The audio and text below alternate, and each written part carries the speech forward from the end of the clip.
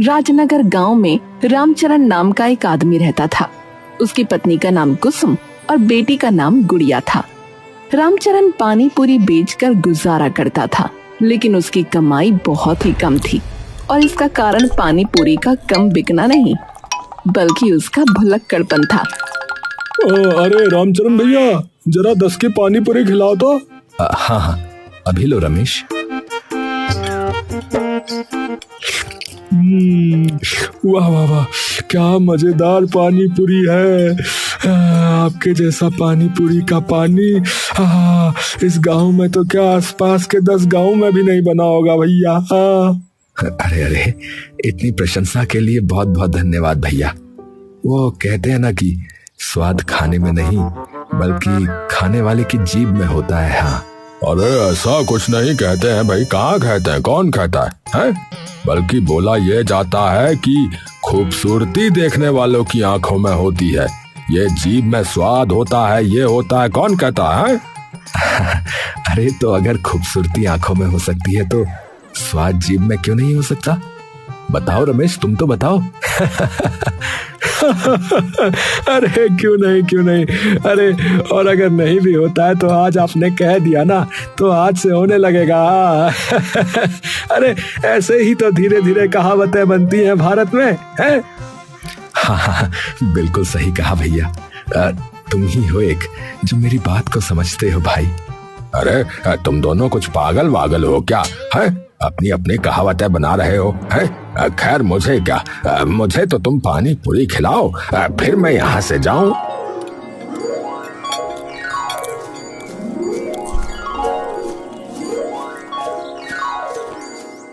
कि अचानक रामचरण ने उसे पुकारा। अरे ठहरो रमेश, अरे पैसे तो देते जाओ। हाँ, क्या पैसे?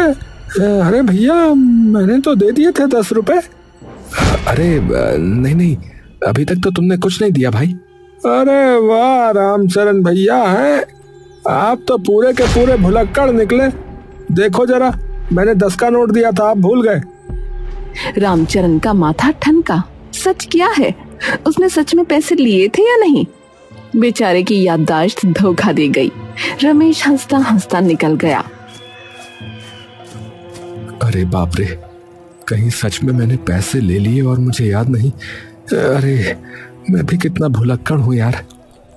वहीं खड़ा दूसरा आदमी जो अब तक पानी पूरी खा रहा था, ये सारा नजारा देख रहा था। उसके चेहरे पर शैतानी मुस्कान फैल गई। वो रमेश से भी एक कदम आगे निकला।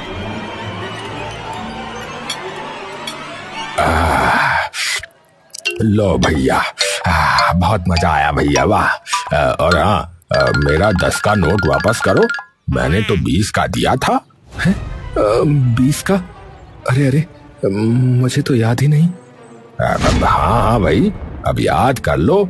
10 की पानी पूरी खाई तो 10 मेरे वापस करो। बेचारा रामचरण फिर से उलझन में पड़ गया। डरते डरते उसने जेब से 10 का नोट निकालकर आदमी को थमा दिया। मतलब पानी पूरी खिलाई भी और ऊपर से अपने पैसे भी दे दिए। हे भगवान, मुझे तो कुछ याद ही नहीं रहता।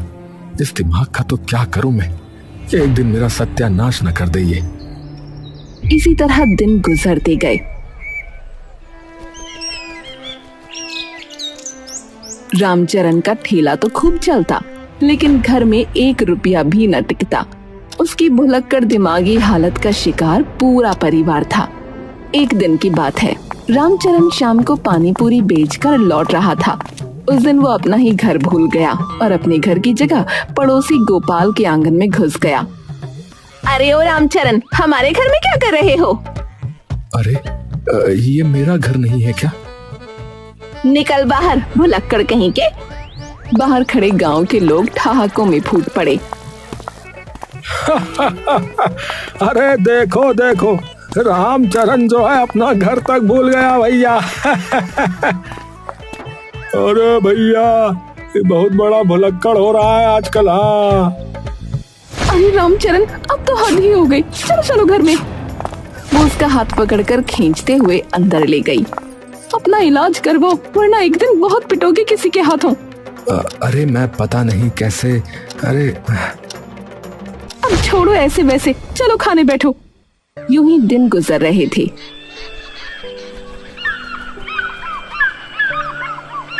अचानक गांव में चोरी की घटनाएं शुरू हो गईं। एक के घर से छोटा सा बक्सा गायब हुआ जिसमें गहने रखे थे। लोग परेशान हो गए और शक की सुई सीधा रामचरण पर आ गई। अरे सुनो सबके सब लोग, अरे और कौन हो सकता है? यही रामचरण होगा। हाँ, इतना भुलक्कड़ है कि दूसरों का सामान अपना समझकर उठा लेता होगा, और क्या। हाँ, सही कह रहे हो, ये तो अपना घर भूल जाता है, दूसरों का सामान उठाकर भी कह देगा अरे मेरा ही है। अरे नहीं नहीं भैया, अरे मैंने किसी का सामान नहीं लिया। कसम है मुझे अपनी बेटी गुड़िया की, मैंने किसी का सामान नहीं लिया। हाँ, मेरे राम ने ऐसा कुछ न किया होगा, भले ही भुलक्कड़ है पर चोर नहीं।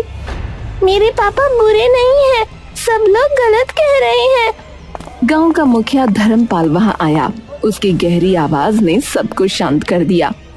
अरे बस करो, जब तक इल्जाम साबित ना हो किसी को दोषी मत ठहराओ। कानून से ऊपर कोई नहीं, समझे? अरे लेकिन मुखिया जी, सबको पता है ये नंबर 1 भुलक्कड़ है। हाँ, अरे कहा ना, सबूत के बिना किसी पर उंगली मत उठाओ। लेकिन कुछ लोग मानने को तैयार ही नहीं थे।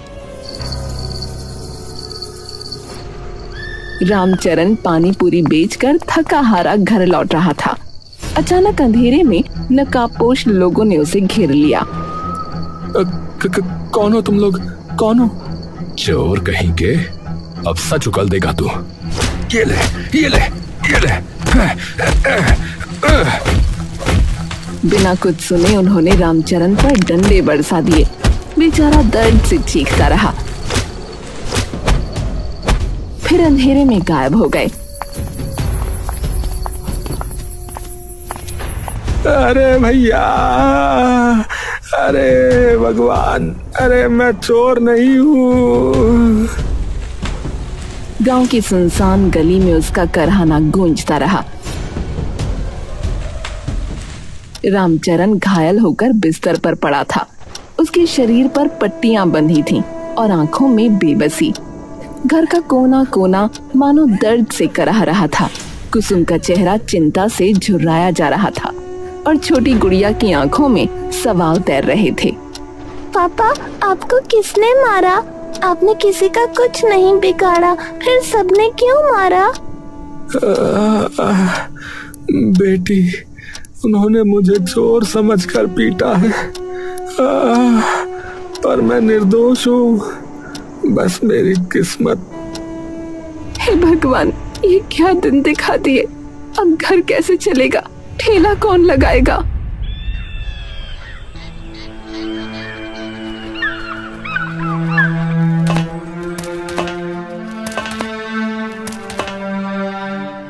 माँ जी, मेरा नाम भोला राम है।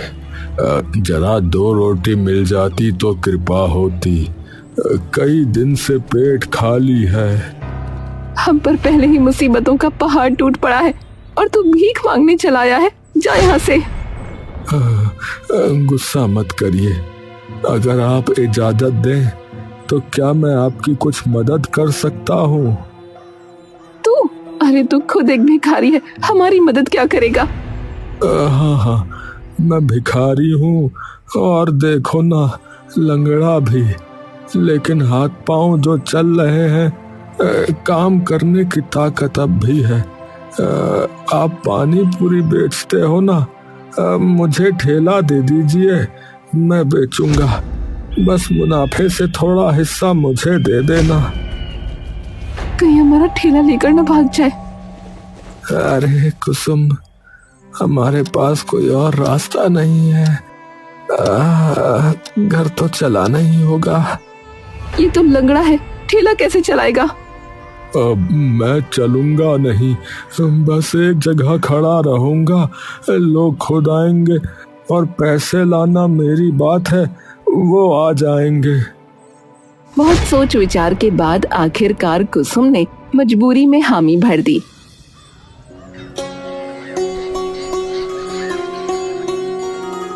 अगले दिन सुबह से ही भोला राम लंगड़ाता हुआ ठेले पर खड़ा था। उसके चेहरे पर संकल्प की चमक थी। अरे देखो देखो, है? पहले भुलक्कड़ पानी पूरी बेचता था, अब लंगड़ा बेच रहा है। लगता है ये ठेला भी किसी दिन अपने पैरों की तरह डगमगा देगा भैया। लोग हंसते मजाक उड़ाते, पर भोला राम ने ध्यान नहीं दिया। वो शांत भाव से ग्राहकों को पानी पूरी परोसता रहा। लेकिन इसी बीच गांव के हालात बिगड़ते ही गए। चोरी की घटनाएं थमने का नाम ही नहीं ले रही थीं। मुखिया जी बता रहे, अगर चोर नहीं पकड़ा गया ना तो हम गांव छोड़ देंगे, बता रहे। मेरा मंगलसूत्र तक चला गया, ऐसे कैसे चलेगा? मुखिया जी आपसे नहीं हो पाएगा, आप बस बैठे रहिए। हाँ, अरे शांति रखो, है? अरे मैं भी चाहता हूँ कि चोर का पर्दाफाश हो, लेकिन धैर्य रखना पड़ेगा। हाँ। तभी अचानक खबर फैली, गांव का लड़का रमेश घर छोड़कर भाग गया। हाँ? क्या कहा? रमेश भाग गया? मतलब वही चोर था, सबका सामान उठाकर भाग गया। देखा देखा, हमने पहले ही कही थी हमने। अब तुम्हारा क्या काम बचा मुखिया जी, बताओ। नहीं बता दो, अब तुम बता ही दो। अरे हे भगवान, अरे कहीं सचमुच अब क्या होगा? गांव में कोहराम मच गया। लोग रमेश को कोसने लगे। गांव वालों का गुस्सा मुखिया पर भी टूट पड़ा। इसी बीच भोला राम की तेज आवाज गूंजी। अरे रमेश चोर नहीं था, चोर कोई और है। अरे क्या बोला जा रहा है? झूठ बोल रहा है तू। अरे कौन ले गया हमारा सामान, बता। तू ही बता दे फिर, कौन है भैया चोर, बता दे। मुझे ये तो नहीं पता कि चोर कौन है, पर रमेश का असली राज मैं बताता हूँ। वो किसी का सामान लेकर नहीं भागा, वो तो जो है अपनी मोहब्बत के साथ भागा है। मोहब्बत? कौन मोहब्बत? अरे वो गांव के ही गोपाल की बेटी इमली। अरे भैया ये सच कह रहा भैया, मैं ये बात छुपाना चाहता था, पर आज पता चला भैया कि राज भला कहाँ छुपते हैं। हमारी नाक कटवा दी उसने। ये सुनते ही चौपाल पर सन्नाटा छा गया। हर कोई एक दूसरे का चेहरा देखने लगा। अरे मतलब चोरी वोरी नहीं, मतलब ये तो प्यार मोहब्बत वाली कहानी चल रही भैया है, कुछ होता वाली कहानी चल रही है, शाहरुख और काजोल वाली है। हे भगवान, ये तो कोई और ही बात निकल आई। हाँ, तो इसका मतलब असली चोर अब भी गांव में ही है और हम सब बेवजह रमेश को कोस रहे थे, बताओ। पर भोला राम, तुमको इतना सब कैसे पता चला? अरे हाँ भोला राम, तू इतना बड़ा राज कैसे जान गया रे? कहीं तू भी?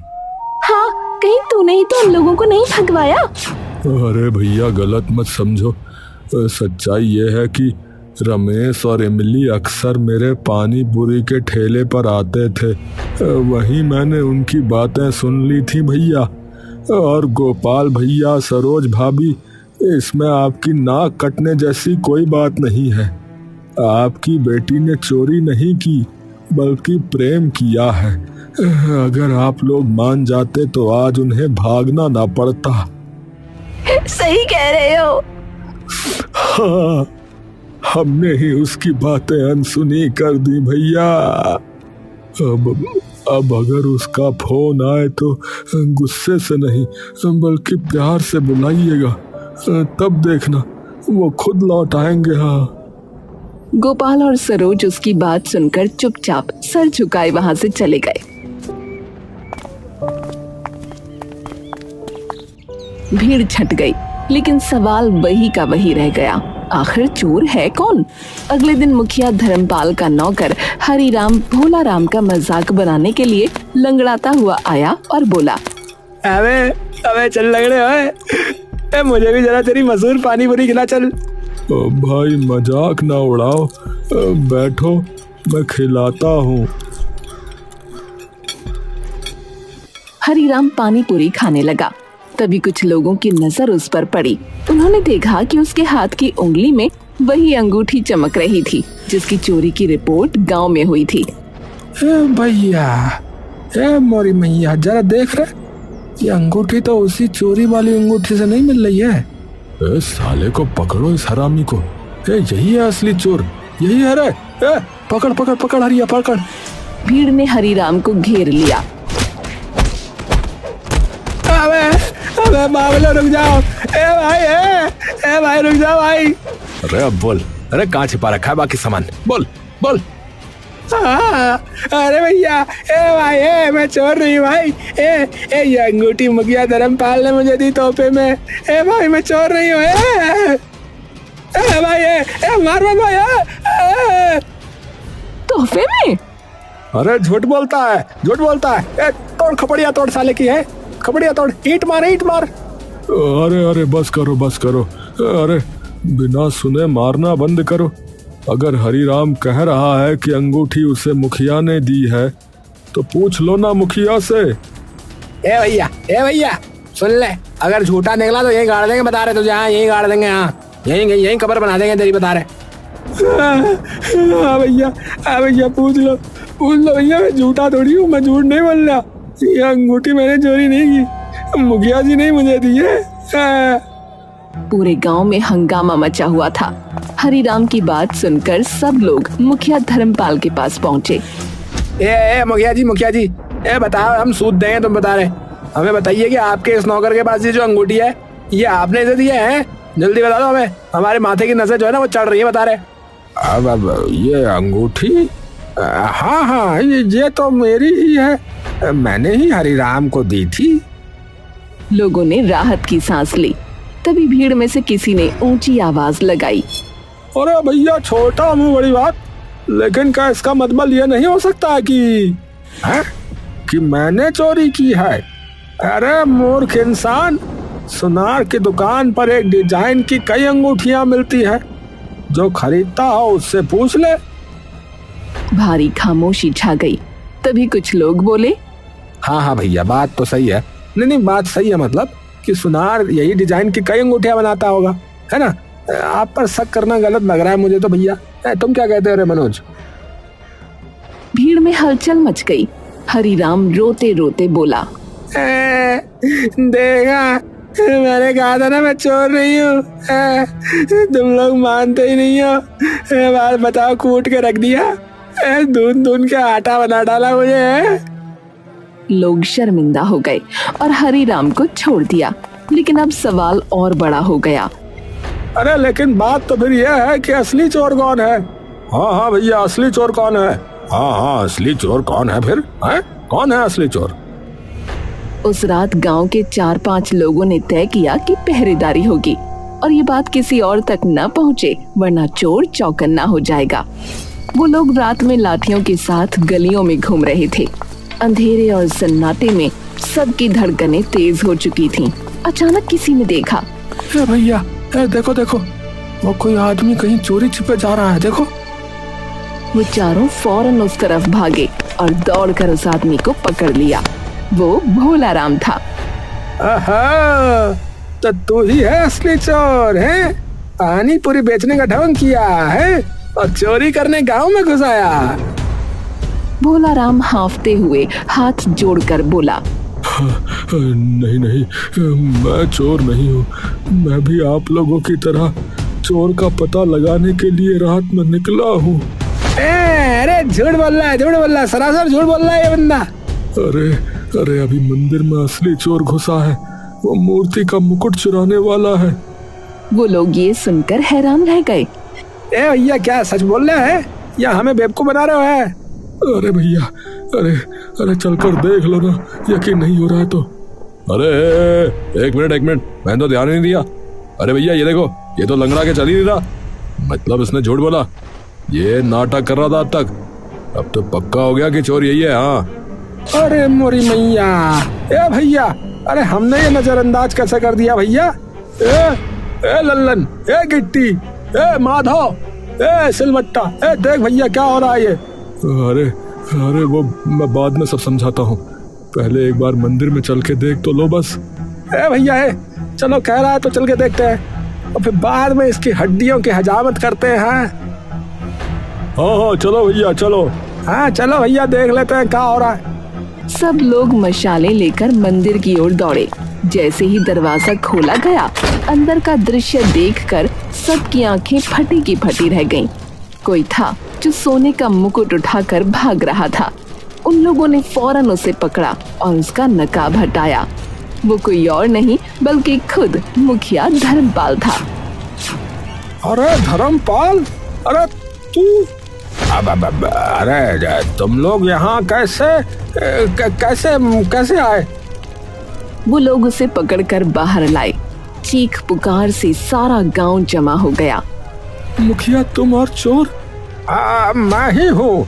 मेरी संपत्ति मेरे जुए की आदत में जा रही थी, इसीलिए मैंने ये किया है। हाँ, जुआ? हाँ बताओ।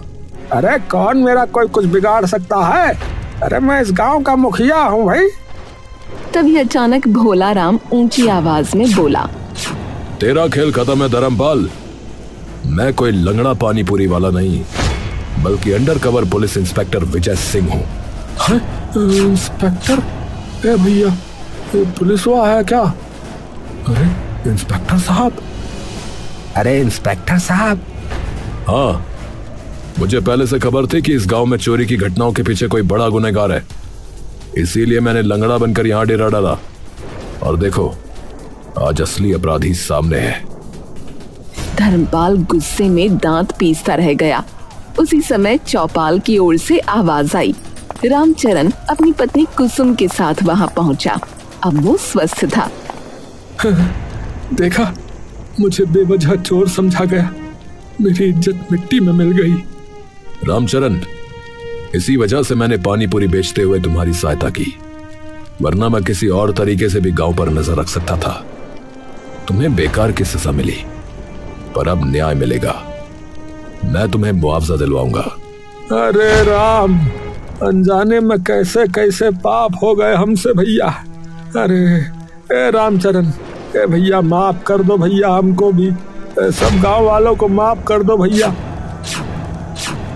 हाँ भैया माफ कर दो। हाँ भैया माफ कर दो हमें भी। हाँ भैया माफ कर दो, मैंने उस दिन तुम्हें सूद दिया था। कोई बात नहीं, कोई बात नहीं। अब मैं फिर से अपना पानीपुरी का ठेला लगाऊंगा। अब मैं पूरी तरह से ठीक हो गया हूँ। और मैं भी तुम्हारे साथ रहूंगी हर मुश्किल में। इंस्पेक्टर ने सबको सलाम किया और मुखिया को लेकर वहां से चला गया।